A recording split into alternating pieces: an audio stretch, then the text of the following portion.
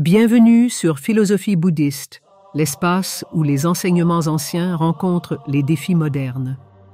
Ici, nous explorons la sagesse du Bouddha pour cultiver la paix intérieure, la compassion et l'épanouissement. Un flot incessant de pensées envahit l'esprit, comme une rivière en crue, importante tout sur son passage. Chaque idée en entraîne une autre, chaque doute se multiplie, et bientôt, c'est une tempête intérieure qui s'installe, noyant la clarté et la paix. La suranalyse devient une prison invisible, un cycle dont il semble impossible de s'extraire. Pourtant, il existe un chemin vers la liberté, un chemin que les enseignements bouddhistes éclairent depuis des millénaires. Le passé est une ombre insaisissable et le futur, une terre inconnue. Pourtant, l'esprit s'accroche désespérément à ses illusions, croyant pouvoir en tirer des réponses, une certitude, un contrôle. C'est ainsi que naît l'overthinking, un dialogue intérieur incessant, une tentative vaine d'exercer une prise sur ce qui ne peut être fixé. Mais si le passé n'est plus, et si le futur n'existe pas encore, alors où se trouve réellement la vie? Ici, maintenant. Le Bouddha enseignait que la souffrance naît de l'attachement, à des souvenirs, à des regrets, à des attentes. Ce qui fut ne peut être modifié, et ce qui sera ne peut être prédit avec certitude. Pourtant, l'esprit s'acharne à refaire le passé et à anticiper le futur, comme s'il pouvait en modifier la trajectoire. Or, c'est précisément ce combat contre l'inévitable qui génère l'anxiété, l'épuisement mental et l'angoisse. Le moment présent est la seule réalité tangible. Il est l'unique espace où l'action est possible, où le changement peut se produire. Mais il ne suffit pas de l'affirmer intellectuellement. Encore faut-il en faire l'expérience, l'incarner pleinement. C'est ici que la pratique de la pleine conscience entre en jeu. Se reconnecter à l'instant ne signifie pas ignorer le passé ou le futur, mais apprendre à ne pas s'y perdre. Cela commence par l'observation. Observer ses pensées comme on observerait des nuages dans le ciel, les voir apparaître, se transformer, disparaître sans chercher à les retenir. Inspirer profondément, ressentir l'air remplir ses poumons, prêter attention aux sensations de son corps, écouter les bruits environnants, autant de moyens simples mais puissants de ramener l'attention à l'ici et maintenant. Le passé est une leçon, pas une prison. Le futur est une possibilité, pas une certitude.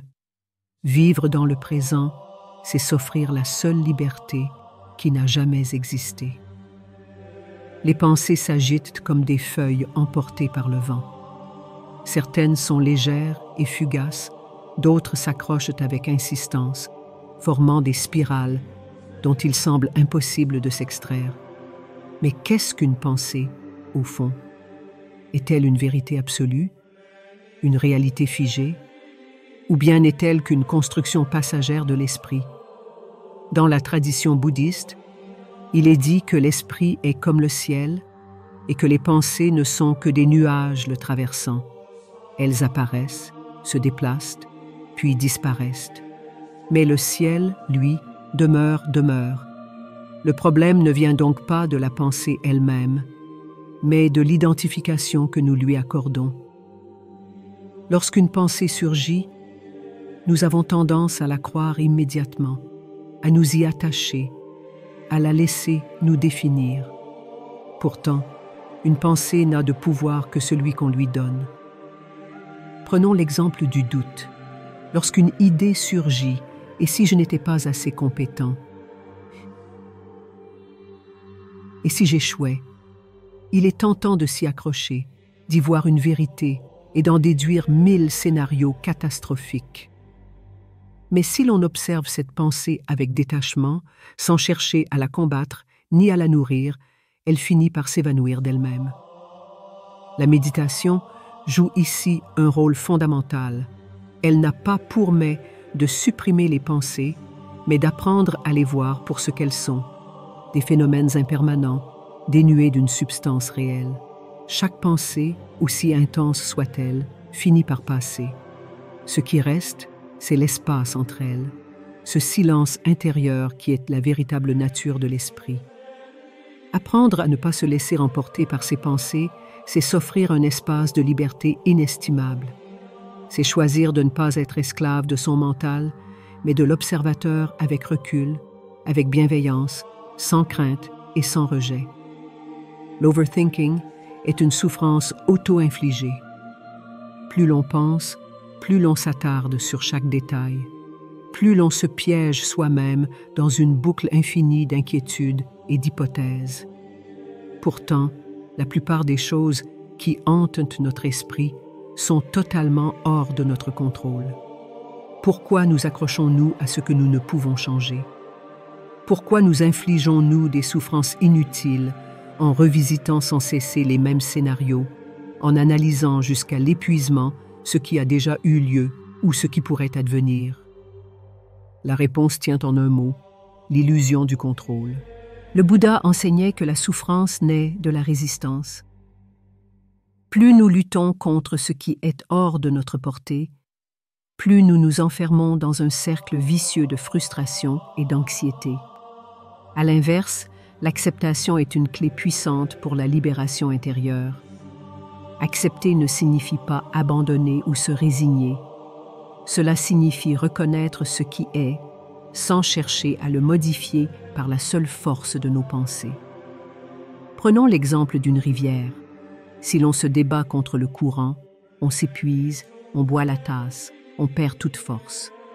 Mais si l'on accepte le mouvement de l'eau, si l'on apprend à flotter et à suivre le flux, le voyage devient fluide, naturel.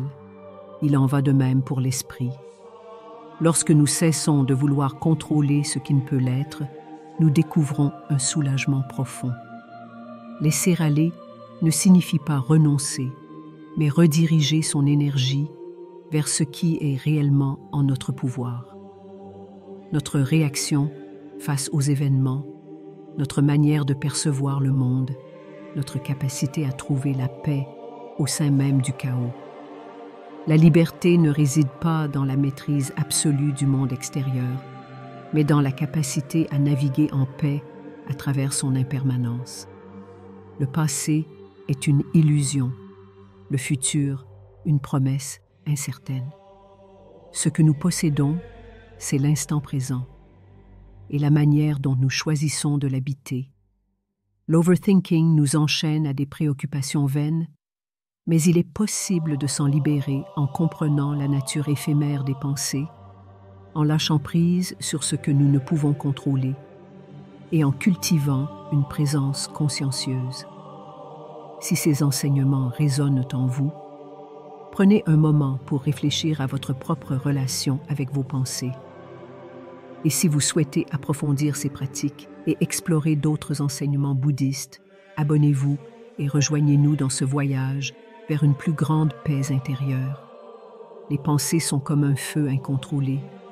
Une simple étincelle peut suffire à tout embraser, transformant une inquiétude passagère en une angoisse persistante. Plus on y ajoute du bois, plus le brasier devient intense, jusqu'à ce qu'il consomme tout sur son passage. Mais si l'on cesse de l'alimenter, si l'on apprend à ne plus jeter de combustible dans ce feu mental, il finit par s'éteindre de lui-même. Dans les enseignements bouddhistes, la réflexion excessive est souvent comparée à une flamme que l'on attise par nos propres attachements et résistances. Chaque pensée répétée, chaque question ressassée, chaque scénario envisagé est un souffle supplémentaire sur les braises. Plus nous nous accrochons aux pensées, plus nous leur donnons de pouvoir et plus elles prennent le contrôle de notre esprit. Mais pourquoi accordons-nous tant d'importance à nos pensées? Parce que nous croyons, à tort, qu'elles représentent qui nous sommes. Lorsqu'une pensée négative surgit, et si je n'étais pas assez compétent, et si tout tournait mal, nous avons tendance à la prendre pour une vérité absolue. Or, ce n'est qu'une illusion. Une pensée n'a de poids que si nous lui en donnons. Prenons l'exemple du ciel et des nuages. Le ciel est vaste, infini, inaltérable. Les nuages, eux, sont passagers, parfois denses, parfois légers, parfois menaçants, mais jamais permanents. Nos pensées fonctionnent de la même manière. Elles apparaissent, se forment, se dissipent, mais elles ne sont pas nous. Alors, comment éteindre ce feu mental?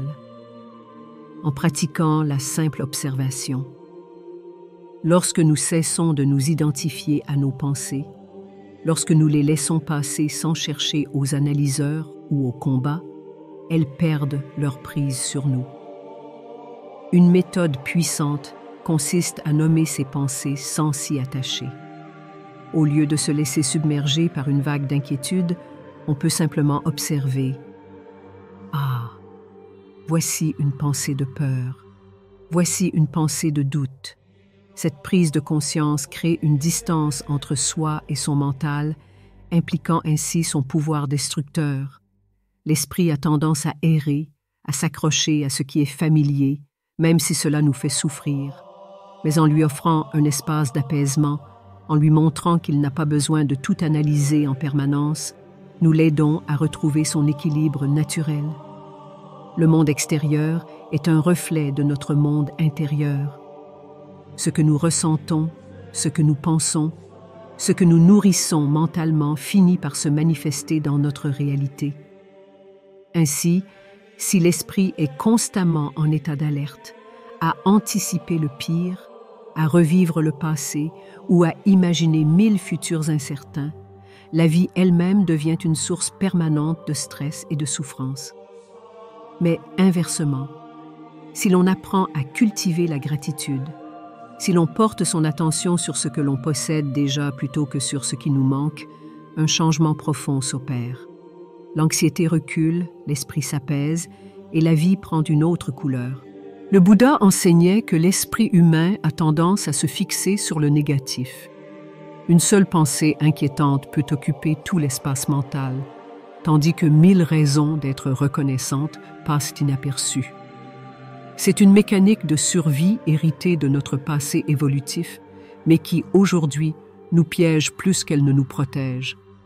L'un des moyens les plus efficaces pour calmer l'overthinking est donc d'inverser cette tendance. Au lieu de se focaliser sur les incertitudes, les regrets et les peurs, il s'agit de porter son regard sur ce qui est déjà là, ici et maintenant. Un exercice simple consiste à prendre quelques minutes chaque jour pour identifier 3 choses pour lesquelles on est reconnaissant. Pas nécessairement de grandes réalisations ou des succès extraordinaires. Juste des instants simples. La lumière du matin qui filtre à travers une fenêtre, une conversation sincère avec un ami, le goût d'un repas apprécié. Ces petites choses, accumulées jour après jour, façonnent un état d'esprit différent, plus serein, plus ancré. La gratitude est une forme de pleine conscience. Elle nous ramène à l'instant présent, nous éloigne des projections mentales et nous rappelle que, malgré les difficultés, il y a toujours quelque chose à apprécier. En apprenant à voir ce qui est plutôt que ce qui manque, en développant cette habitude de reconnaissance au quotidien, l'esprit s'ouvre à une nouvelle réalité. Une réalité où l'overthinking perd progressivement son emprise, remplacée par un sentiment plus profond de paix intérieure. Il y a un paradoxe dans la nature humaine. Plus nous tentons de contrôler la vie, plus elle nous échappe. Plus nous nous accrochons aux certitudes, plus nous souffrons de l'incertitude. L'overthinking naît de cette volonté de tout maîtriser, de vouloir prévoir chaque détail, d'anticiper chaque problème. Mais la vérité, c'est que la vie est, par essence, imprévisible. Le Bouddha enseignait que l'une des plus grandes causes de souffrance est l'attachement aux choses telles qu'on voudrait qu'elles soient, plutôt que de les accepter telles qu'elles sont. Cet attachement crée une tension, une résistance, un combat permanent contre la réalité. Prenons l'exemple de l'eau. L'eau ne lutte pas contre les obstacles. Elle les contourne, s'adapte, suit son cours. Si une rivière rencontre un rocher, elle ne s'arrête pas pour le repousser. Elle coule autour, continuer son chemin. De la même manière, nous pouvons apprendre à lâcher prise, à ne plus essayer de forcer les choses, mais à les accompagner, à les laisser se dérouler naturellement. Cela ne signifie pas ne plus rien faire ou ne plus se de rien. Cela signifie simplement abandonner cette illusion du contrôle total, accepter que certaines choses ne dépendent pas de nous et concentrer son énergie sur ce qui est réellement en notre pouvoir. Un exercice puissant pour cela est la respiration consciente. Chaque fois que l'on envoie l'anxiété monter, chaque fois que l'on se perd dans une boucle de pensée incontrôlable, il suffit de fermer les yeux et de revenir à sa respiration. Inspirer profondément, expirer lentement. Se rappeler que, dans cet instant précis, il n'y a rien à contrôler, rien à prévoir, rien à analyser, juste être là, pleinement présent. L'overthinking est une habitude mentale, et comme toute habitude, elle peut être remplacée. À force de pratiquer l'acceptation, de cultiver la présence, de développer la gratitude, l'esprit s'apaise naturellement. Il apprend à ne plus se débattre contre ce qui est hors de sa portée et retrouve un état de sérénité profonde. Le mental est un outil puissant, mais il peut aussi devenir une prison. L'overthinking nous enferme dans une cage invisible, faite de doutes, d'anticipation et d'illusions de contrôle. Pourtant, les clés de cette cage sont entre nos mains. En apprenant à vivre pleinement dans le présent, à observer ses pensées sans s'y identifier, à cultiver la gratitude et à accepter l'incertitude, nous pouvons nous libérer de cette prise mentale. La paix intérieure ne se trouve pas en résolvant chaque problème ou en maîtrisant chaque situation. Elle se trouve dans la capacité à naviguer avec aisance dans l'incertitude, à avancer sans résistance, à embrasser la vie telle qu'elle est. Si ces enseignements résonnent en vous, prenez un instant pour réfléchir à votre propre relation avec vos pensées.